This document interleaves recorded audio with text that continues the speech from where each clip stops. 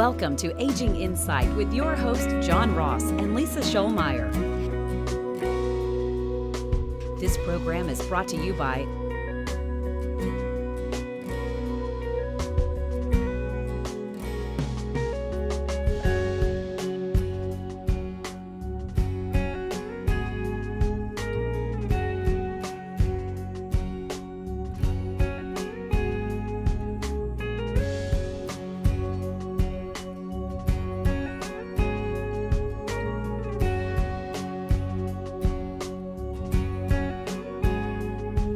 Welcome everyone to another edition of Aging Insight.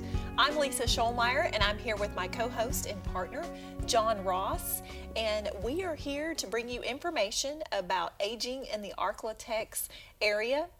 And you know, it's important to us to talk about things that are important to you. So we talk about things such as remaining independent as long as possible as into your age and retirement. We talk about not going broke as you age. And we also talk about not becoming a burden on friends or family as you age. So we know those issues are important to you. That's what we hear. So we do bring you information about them. You know, another issue that we often hear from community members that's very important to them is the legacy that they leave, as well as the gifts that they make during their lifetime. You know, folks a lot of times have accumulated a few things, and you know, material things may not be as important to them, and they want to share that and share their blessings with others. So we get a lot of questions about making gifts, gifting, and doing charitable donations, you know, as part of those retirement years and contributing back to our community. So, John, I thought we'd talk about that today. Yeah, no, and one of the things about gifts is, you know, your generosity is certainly appreciated by those who you've bestowed those gifts upon, but there's lots of little issues related to gifts. Issues that might be related to, for example, the tax consequences of that gift. There might be issues related to how that gift is going to affect you down the road when you need additional care. There might be issues related to the type of asset that you're giving away and whether or not you're giving it away during your life or at death. And so we want to try to cover lots of stuff about gifts and how you do it, how you make them, and what those consequences are. Well, you know, a gift can be a gift of cash. It could be a gift of real estate, a gift of stock or bonds.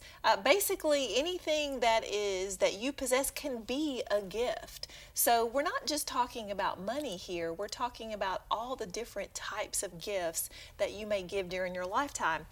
You know, and so the very first question I typically get as I'm talking with folks about their gifting intentions is they are always concerned about tax consequences and tax benefits. And you know, many of us are familiar that as we make gifts on an annual basis to perhaps our church or other organizations that are nonprofit organizations, that we may be able to claim a tax deduction for that gift. So that's one of those tax benefits. But the next question I often get is, what about the tax consequences? If I make a substantial gift to my child or my grandchild, because you know, maybe we have a child or grandchild who's looking to purchase a home, and you are in a position and want to help them make that down payment, and you just want to give that as a gift. Well, that could be a substantial financial gift. So there's always a lot of questions about the gift tax consequences about that. So John, I think there's a lot of confusion about gift taxes and when they're due, who has to pay them. So can you talk to us about that? Yeah, well, you know, the first part about this is gift tax is tied to the estate tax. The reason we have a gift tax, well, back in, I think it's 1916, is when they first created the estate tax, better known as the death tax. And essentially that if your total value of your estate at your death is over some limit, then when you die, there would be a portion of your estate that would be subject to tax. Well, back in 1916, the people who were at risk of being taxed, well, they got the bright idea, well, you know what? I'll just give everything away before I die, and then when I die, I won't have anything, and therefore there won't be any tax. Well, as with everything, they caught up with them. And the way they caught up with them is the gift tax. And so what the gift tax says is that if you have given away assets, there could be a tax. But now, first of all, who pays the tax? If there's a gift tax, it's paid by the giver. There's never a tax on the receipt of the gift. Doesn't matter how much it is. If I give you $50,000, that's tax-free to you. I might have to pay a tax, but it's always the receiver never pays a tax on the receipt of a gift. Now, I mentioned that this is all tied to the estate tax, and that's because if you give away assets, the IRS wants to know about it because they want to know whether or not there's going to be any, if that's going to affect your estate tax later when you die. So, to make it easy for folks, they say, well, some gifts we're not going to count. In fact, they say if you give away up to $14,000 per person per year, you don't even have to report that. That's right. So, from that standpoint, if you have 5 grandchildren and you want to put $14,000 apiece times 5 into a college fund for those grandchildren, you don't have to report a thing to the IRS about those gifts. Well, that's right. But if you give somebody more than that $14,000, what happens then? Well, it's not that there's a tax. See, you also have a lifetime exemption. The $14,000 per person per year is the annual exclusion. But in addition to that annual exclusion, you have a lifetime exemption. And currently, the lifetime exemption is $5.35 million. Well, and let me just interrupt you. If you think you have an estate or gift tax problem because you might give away more than $5.3 million over the course of your lifetime, then you need to call some professionals to help you manage that estate and to prepare for that. I just don't get too many calls of folks that have that good problem of being in the position to give away more than $5.35 million. Right. But for the rest of us out there, what's important is, for example, if instead of I give you $14,000, let's say that I gave you $15,000. Well, the first 14, that's covered under my annual exclusion. That other 1,000, all that does is reduce my lifetime exemption from $5.35 million to $5.349 million. And so you know what? I'm never going to pay a tax on that gift. And since there's never a tax on the receipt of the gift, you're not going to pay any tax when you receive that. So for most people, gift tax is totally inapplicable. But there could be other things about that gift that are applicable to you. And when we come back from this break, we're going to talk a little bit more about gifting and the types of gifts and things you need to look out for. So we'll see you in just a second.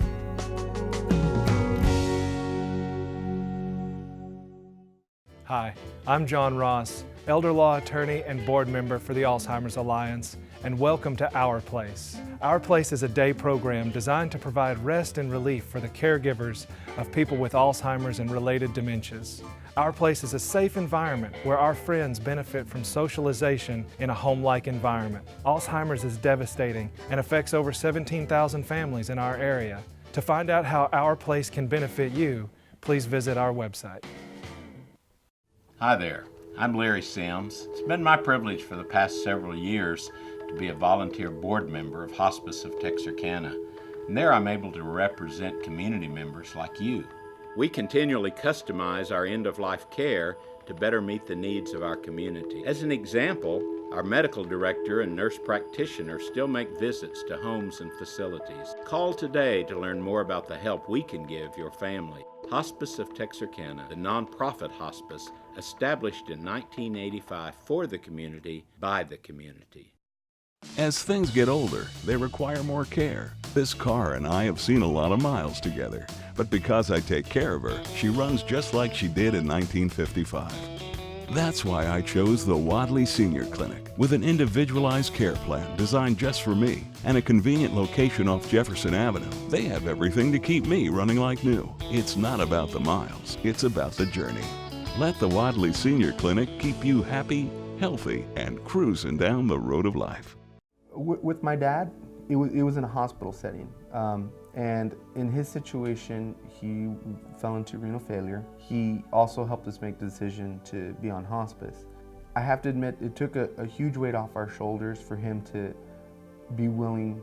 That offered us a lot of comfort, along with the hospice company itself, but it gave us closure, and it helped us through the entire process. SEMA Hospice, comfort and care when it matters most. Welcome back to Aging Insight, everybody. I'm your host, John Ross, here with Lisa Shoalmire, and today on Aging Insight, we're talking about gifts.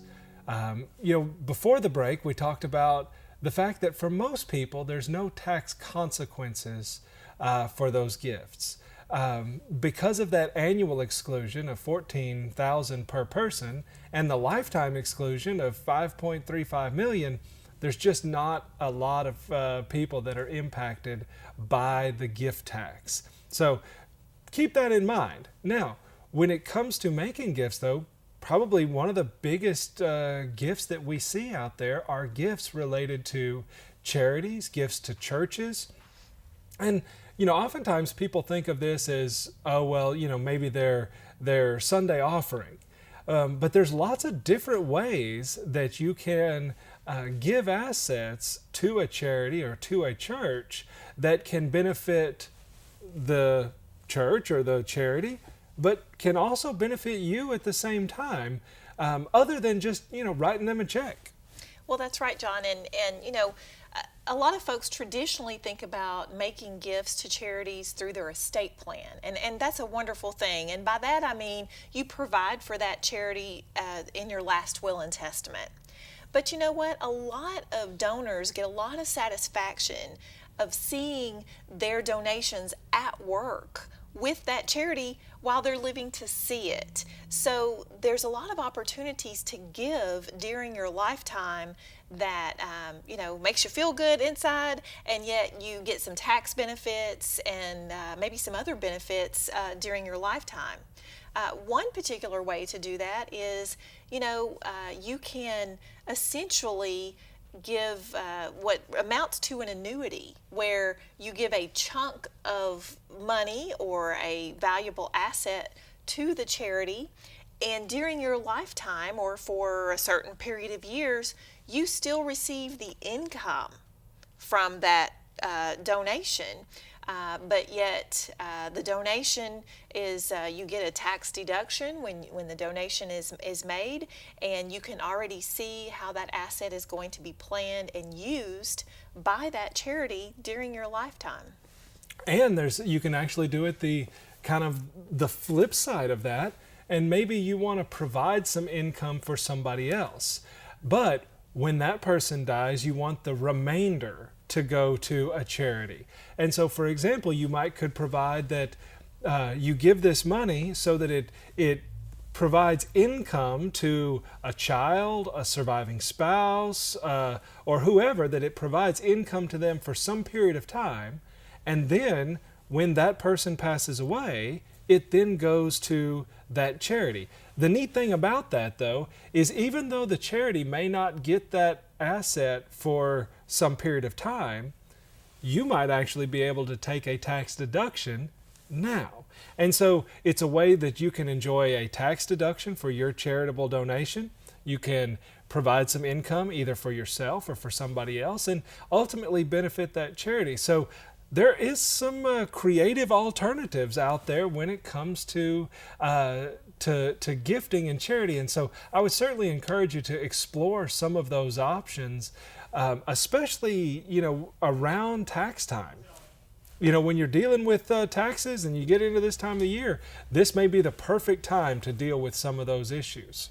That's right. And so, the charities themselves, they oftentimes have people within their organizations that can speak with you and really talk to you about some different unique ideas. If you have an intent to give to that organization, but you have some concerns, or you feel like you may need some access to the assets, that kind of thing. Believe me, many of these organizations have people to help you structure your gift in a way that benefits both of you. That's right. And the other thing is that there are also certain types of foundations that are out there. There's private foundations, or when I say that, I mean ones that are owned by companies. So, for example, many financial advisor firms have a charitable foundation where you can actually contribute money to this organization that's managed by a brokerage firm. You get a charitable deduction now, but you're still in control of those assets and can dole them out to the charities over time. Those are what are called donor advised funds, and they're typically managed by a brokerage firm. But that's a way of you being able to give the asset away for tax deduction purposes, but also be able to sprinkle it out over some period of years. And so you can kind of get the best of both worlds. But then there are also organizations out there that essentially do the same thing, like the Texarkana Community Foundation, for example. Well, that's right. In our community, we have an organization. It's called the Texarkana Area Community Foundation. And this is a foundation made up of members of our community from different professions, from even different areas, from Texarkana and Nashville and Atlanta and just over the surrounding area.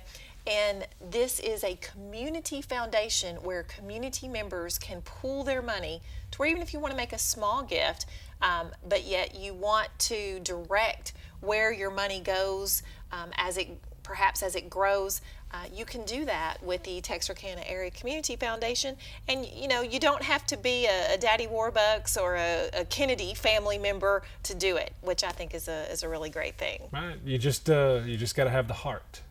Well, certainly benefiting charities is great, and making big gifts to family members is great. But a lot of times the things that mean the most to you are the little things, the old family Bible, or maybe that clock that's been passed down.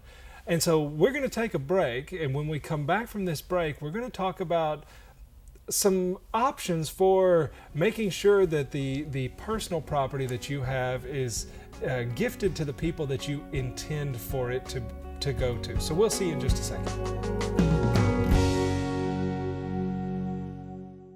All our moments should be cherished. SEMA Hospice provides comfort care when you need it most with compassion, dignity, and respect. Along with Jordan Health Services, SEMA Hospice provides compassionate continuity of care. SEMA Hospice, comfort and care when it matters most. Windsor Cottage offers a home environment with available assistance. Our mission is to provide ultimate care through dedication and personal attention. Residents enjoy the opportunity to continue their independent lifestyle with dignity. They thrive as they're able to live without the pressures of the hustle and bustle of daily living. Windsor Cottage is committed to a family atmosphere where residents can enjoy companionship and the pleasures of daily activities. At Windsor Cottage, we live the difference. As things get older, they require more care. This car and I have seen a lot of miles together, but because I take care of her, she runs just like she did in 1955. That's why I chose the Wadley Senior Clinic, with an individualized care plan designed just for me and a convenient location off Jefferson Avenue. They have everything to keep me running like new. It's not about the miles, it's about the journey. Let the Wadley Senior Clinic keep you happy, healthy, and cruising down the road of life. From our first moments to our final days, life's journey should be remembered free of burden and worry. Family should be cherished. SEMA Hospice provides comfort care, dignity, and respect. Learn more about SEMA Hospice at SEMAHospice.com. SEMA Hospice, comfort and care when it matters most.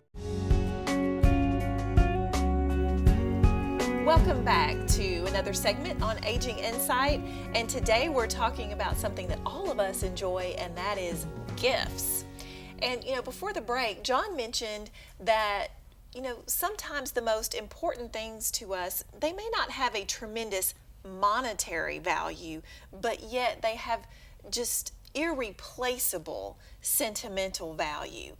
Maybe that pocket watch of your grandfather's, or that quilt that your great grandmother made. A lot of times there are family heirlooms that are appreciated and adored by certain members of the family, and you want to make sure that those heirlooms get gifted to the right people. So, John, tell us some simple ways that we can do that. Well, I'll give you an example of a conundrum from one of my clients here just in the last few days. She had a grandson, and the grandson had called, and a little presumptuously, if you ask me, but that grandson had called Granny to say, hey, when you die, I want your car. Well, Granny said, hey, you know what? I think that would be fine. So sure, I'll let you have my car. Well, then a couple of weeks later, she got a call from her son, one of her sons, not this grandson's father, but one of her other sons. And he said, well, Mom, since you're not really driving much anymore, I believe I'll just take that car from you. And of course now she's worried that she's going to either upset her son or she's going to upset her grandson. She doesn't want to upset anybody in all of this. Well, first of all, when it comes to your stuff and what you do with it, it's your business. And don't worry about what anybody else thinks. If you want to give it to one person, great. If you don't, great. If you want to give it all to charity, great. I don't care, and neither should you. Whatever makes you happy, that's what's important. But when you are doing some of these things, communication can be key. I can't tell you how many family fights that Lisa and I have had to try to resolve as best as we can, when you boil it all down and it all comes down to the fact that Mom or Dad, they promised something to one person and then maybe promised it to somebody else at the same time because they didn't want to hurt anybody's feelings. Or that one child is saying, well, Mom told me I could have that clock, but she didn't tell anybody else she could have that clock. Well, anybody who watches this show probably knows what we're getting ready to say next. Put it in writing. Being able to communicate what you want to those people you leave behind, it really can be the difference between what you want happening, but not just that, what you want happening in a way that creates peace and harmony and a memory of you that makes people smile, as opposed to one that makes people cringe because all they can think about is that fight with their brother. Right. A lot of times that lack of communication leads to a fracturing in the family relationships, which is certainly something that most of us don't want. And so when John says, put it in writing, when we're talking about these items that are of great sentimental value, but maybe not so much monetary value, that family Bible, that photograph, that 30-06 firearm, that Grandpa used, you don't have to do anything fancy. In fact, sometimes the most powerful thing that speaks to these other family members is a note in your own handwriting. So, when it comes to these items, pull out a piece of paper, put a date on it, put it all out in your own handwriting, that you want your only granddaughter to receive a certain piece of jewelry, or you want, your cousin so-and-so to get the family Bible. Just put it down in writing. And that speaks to these folks, to the family members that otherwise they may not believe a family member who says, hey, Mom promised this to me.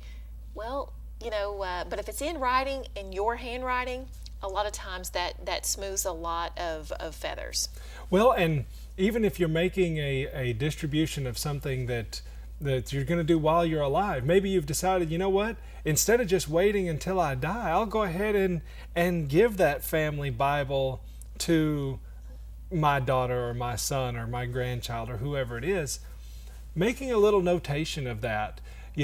Again, in this writing doesn't have to be anything fancy. It's a letter from you. But if it says, I already gave my daughter Stacy my Bible, and so I want my son Steve to get all the fishing gear, at least now, even though you've already given that away, everybody knows what your intentions were.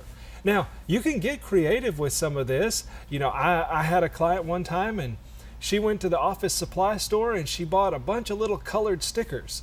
And each one of her children got assigned a color, red, green, blue.